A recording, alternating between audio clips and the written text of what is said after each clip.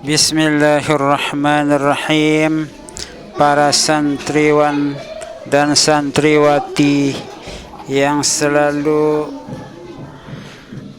bersemangat dalam mendengarkan cerita-cerita tentang bagaimana kisah orang yang rajin beribadah, taat menjalankan agama yang telah diturunkan oleh Allah Subhanahu wa Ta'ala. Di dalam sebuah kitab diceritakan bahwa ada seorang ulama besar, yang termasuk ulama tersebut adalah ulama yang soleh, ahli zuhud, benar-benar memegang ajaran Allah Subhanahu wa Ta'ala dan Rasulullah sallallahu alaihi wasallam. Termasuk ulama tersebut adalah seorang perawi hadis atau yang meriwayatkan hadis-hadis yang disampaikan oleh Rasulullah sallallahu alaihi wasallam. Abdullah bin Al-Mubarak pada suatu waktu melaksanakan ibadah haji. Suatu malam Abdullah bin Al-Mubarak itu tertidur di dalam masjid Al-Masjidul Haram, Makkatul Mukarramah. Lalu kemudian Abdullah bin Al-Mubarak itu bermimpi mendengar pembicaraan dua orang malaikat. Malaikat yang satu bertanya tentang jumlah kaum muslimin yang melaksanakan ibadah haji pada tahun itu. Lalu kemudian malaikat yang lain menjawab bahwa jumlah kaum muslimin yang melaksanakan ibadah haji adalah 60.000 orang.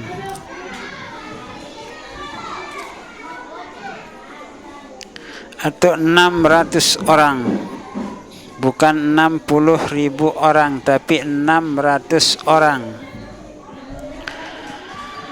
Kemudian malaikat yang satunya bertanya lagi, berapa orang dari 600 orang tersebut yang ibadahnya diterima oleh Allah Subhanahu wa Ta'ala?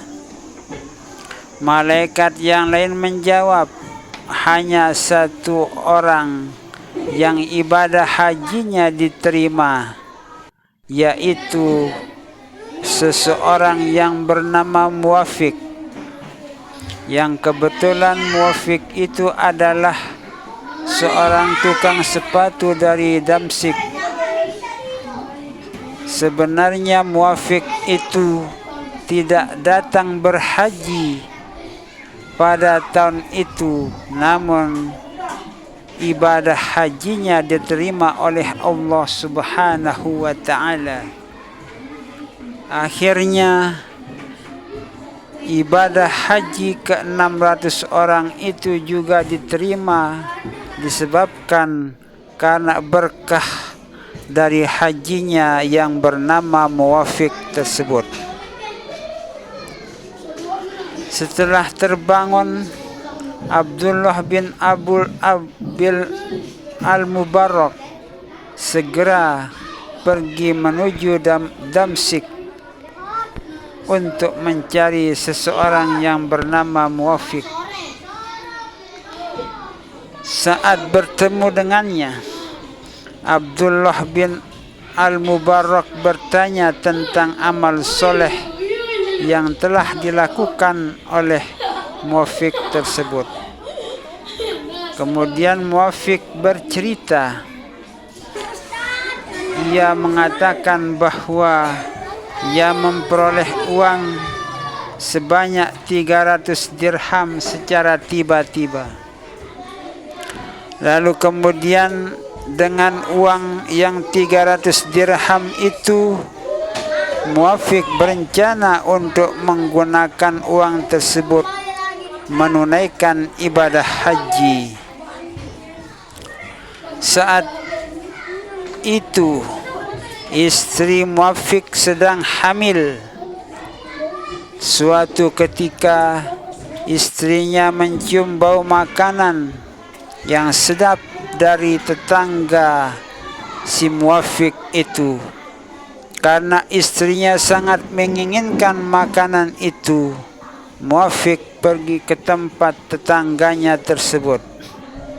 Tetangganya adalah seorang janda dengan 3 orang anak yang selalu diasuhnya dengan baik sesuai dengan syariat Islam. Saat sampai di rumah tetangganya itu, ia mengemukakan maksud kedatangannya. Perempuan tetangganya itu menjawab, "Bila demikian maksud kedatanganmu, aku harus membuka rahasiaku sendiri." Itulah jawaban tetangga si Muwafiq itu kepada Muwafiq. Lalu kemudian tetangga si Muwafiq itu bercerita bahwa aku ini sebenarnya mempunyai 3 orang anak yang tidak pernah makan selama 3 hari. Sementara suamiku sendiri sudah meninggal dunia, maka kami tinggal berempat di dalam rumah ini. Aku berusaha mencari makanan dan secara tiba-tiba aku menemukan bangkai keledai. Lalu kemudian bangkai keledai itu sebagian aku potong dan aku bawa pulang. Aku memasaknya untuk makanan anak-anakku. Oleh karena itu makanan itu halal untuk kami, tetapi haram untukmu, hai Muwafiq. Kenapa halal bagi kami, wahai Muwafiq? Sebab di dalam kitab yang dijelaskan oleh Imam Syafi'i radhiyallahu anhu, ad-darurat tubihul mahzurat. Karena keterpaksaan itulah yang menyebabkan bolehnya kami atau halalnya kami memakan bangkai keledai tersebut, ketimbang kami mati karena kelaparan yang tidak pernah seorang pun yang memberikan kami makan. Kami tidak punya pekerjaan dan benar-benar kami adalah orang yang benar-benar lapar untuk ingin mengenyangkan perut kami, sehingga kami dengan terpaksa mengambil potongan bangkai keledai tersebut yang kemudian kami memasaknya untuk kami bersama-sama memakannya. Oleh karena itu makanan itu halal untuk kami, namun untuk Tuan Muwafiq sangat haram bagi Tuan Muwafiq, disebabkan karena Tuan Muwafiq itu adalah orang yang punya harta benda. Lalu mendengar jawaban tetangganya itu, Muwafiq tersentuh hatinya karena sangat sedihnya, sangat susahnya kehidupan tetangganya itu yang tidak punya pekerjaan dan mengasuh 3 orang anak yatim, yang tentunya anak yatim itu juga membutuhkan makan dan minum seperti orang-orang yang lain. Lalu kemudian Muwafiq tersebut menyerahkan uang yang 300 dirham itu kepada tetangganya untuk keperluan anak-anaknya. Allah Subhanahu wa ta'ala sangat menyukai perbuatan tersebut. Rasulullah sallallahu alaihi wasallam pernah bersabda bahwa untuk menilai seseorang itu baik atau jahat adalah dengan bertanya kepada tetangganya. Jika tetangga orang tersebut mengatakan bahwa orang itu adalah orang baik, maka orang tersebut adalah orang baik. Jika tetangga itu berkata atau menjawab bahwa orang itu adalah orang yang jahat, maka orang tersebut adalah orang yang jahat.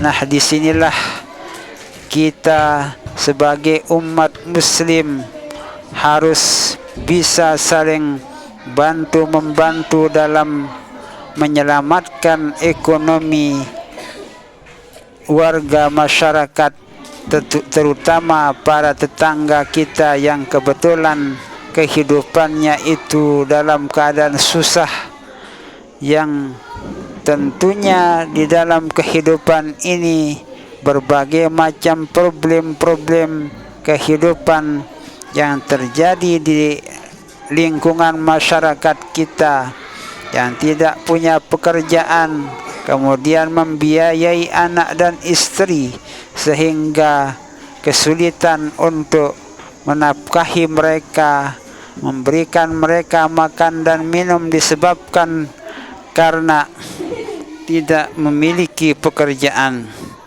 Nah, semoga cerita yang saya sampaikan ini bisa menjadi ilmu yang bermanfaat bagi kita semua. Wallahu a'lam bissawab.